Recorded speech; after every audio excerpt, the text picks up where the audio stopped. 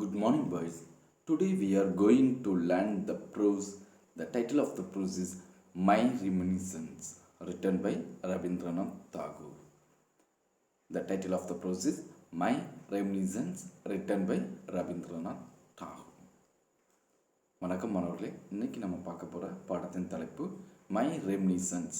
எழுதியவர் ரவீந்திரநாத் டாகூர். யூனிட் 4ல் இருக்க pros title my reminiscence. எழுதியவர் யார் அப்படின்னா Rabindranath Tagore, the famous writer. First we are going to see about the warm-up activity. There is a picture in your book, page number 92.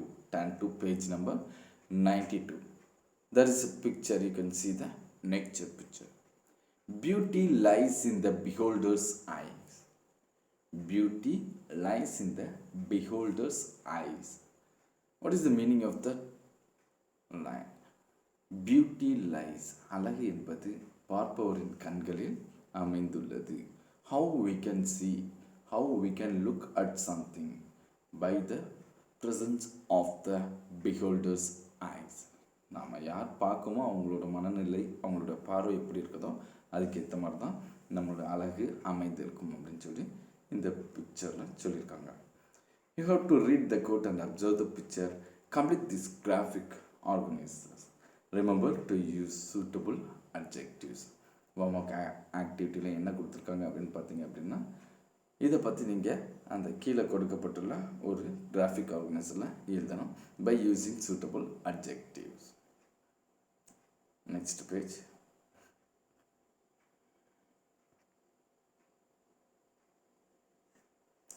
What is the meaning of reminiscence? It means remembering, நினைவூட்டல். அவங்க பழைய வாழ்க்கை என்ன பண்ணுறாரு, நினைத்து பார்க்குறது. My reminiscence அப்படிங்கிறது அவருடைய நினைவூட்டல். அவர் எப்படி இருக்கிற சின்ன சிறு வயதில் எப்படி இருந்தாங்க அப்படிங்கிறத பற்றி நமக்கு இதில் கொடுத்துருக்காங்க. When I returned home from the outset of my second voyage to England, my brother Jodhindra and sister-in-law were living in a riverside villa at Chandanaho, and there I went to stay with them. When I returned home from the outset of my second voyage to England. Returned, when I returned home அப்படிங்கிறது நான் ஊருக்கு திரும்பின சமயத்தில். எப்போ அப்படின்னா outset of my second voyage to England. Voyage அப்படிங்கிறது ஒரு பயணம், சரியா. செகண்ட் வாயேஜ், இரண்டாம் முறையாக பயணம் செய்யும்போது டு இங்கிலாந்து. எங்கே போயிருக்காரு அப்படின்னா இங்கிலாந்து. அதுலேருந்து ரிட்டர்ன் பண்ணியிருக்காரு ஹோம் சைடுக்கு. My brother Jyotirindra and sister in law are living in a riverside villa Chandannagar. என்னுடைய பிரதர், அவங்களோட name Jyotirindra and sister in law, ரெண்டு பேரும் எங்கே இருக்காங்கன்னா ரிவர் சைட் வில்லா, ஆற்றோரத்தில் இருக்கக்கூடிய ஒரு வில்லா, ஒரு பங்களாவில் என்ன பண்ணுறாங்க இருக்காங்க.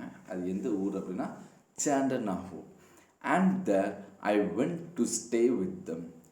இந்த முறை நானும் அவங்களோட சேர்ந்து அங்கு ஸ்டே பண்ணுறதுக்காக சென்றுள்ளேன். The Ganges again those ineffable days and nights, languid with joy, sad with longing, attuned to the plaintive babbling of the river along the cool shade of its wooded banks.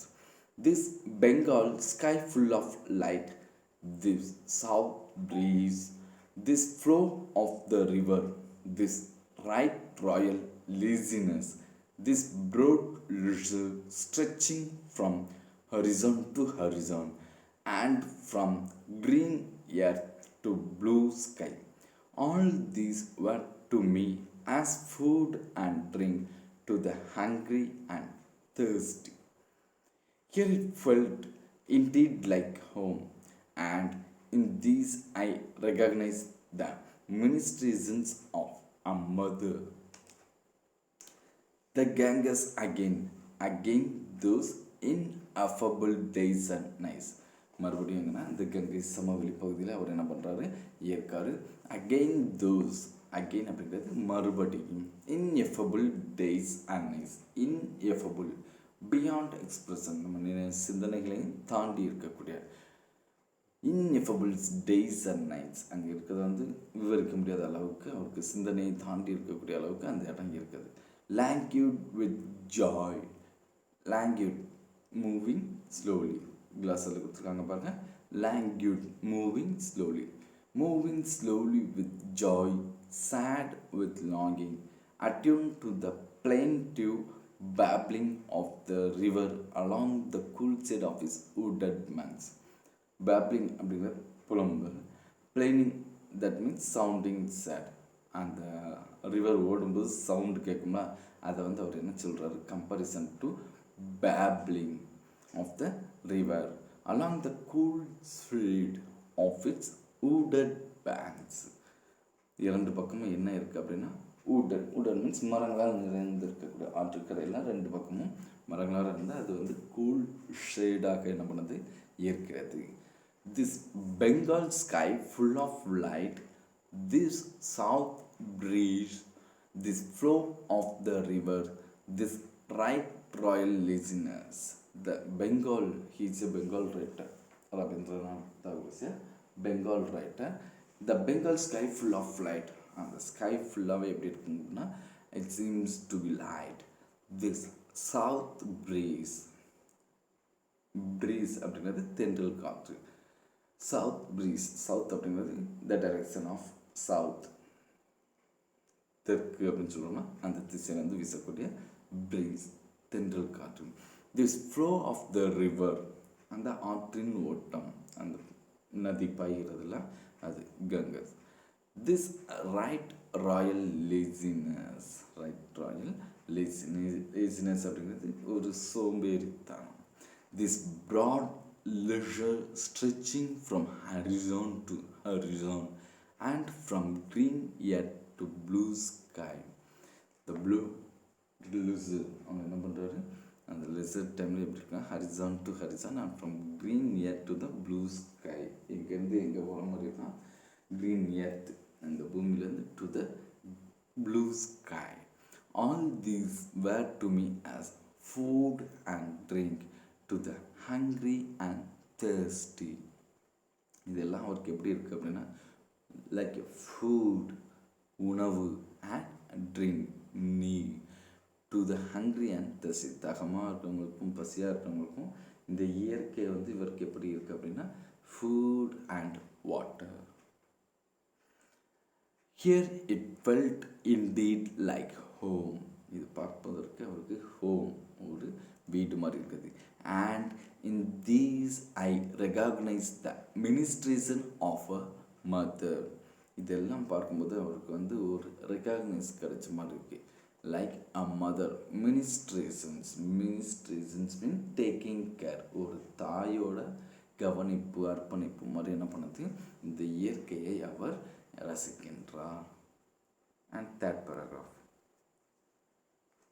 That was not so very long ago, and yet time has wrought many changes.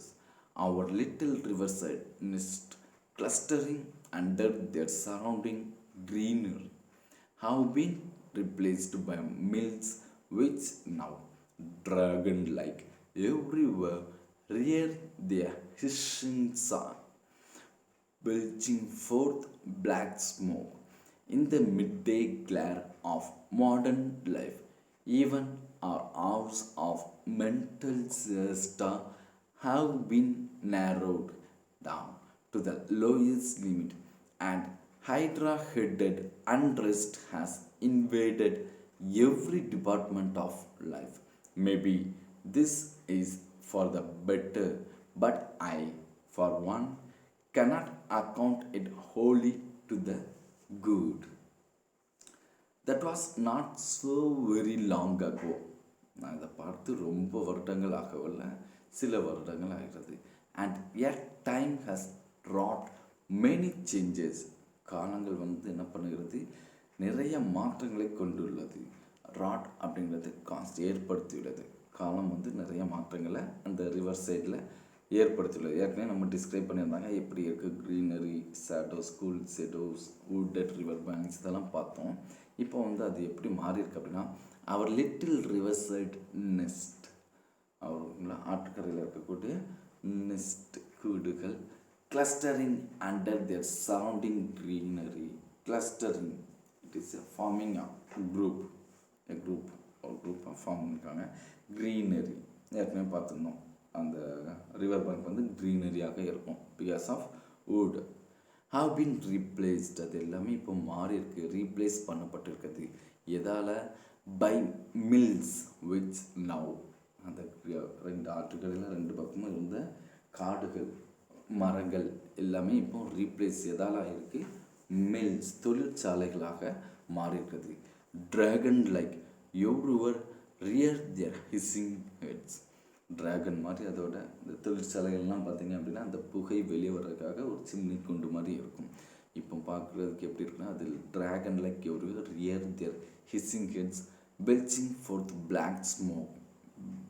Belching means air come up. ஏற்கனவே பார்த்தோம்னா இந்த புகை வெளியே வர்றதுக்காக அமைக்கப்பட்டுள்ள ஒரு புகை கொண்டு அது வந்து கரும்புகையை வெளியே தள்ளுகிறது. Belching forth black smoke. In the midday glare of modern life, even our hours of mental system have been narrowed down to the lowest limit. இப்போ இருக்கக்கூடிய மாடர்ன் லைஃப்பில் நாம் இருக்கக்கூடியது இந்த மாடர்ன் லைஃப். இதில் வந்து நம்மளுடைய மென்டல் சிஸ்டம் எப்படி மாறிருக்குன்னா ஒரு குறுகியதாக மாறியுள்ளது. And hydra headed unrest has invaded every department of life. நிறைய பிரச்சனைகள் நம்ம வந்து தலை தூக்கி இருக்கிறது. Maybe this is for the better, but I for one cannot account it wholly to the good.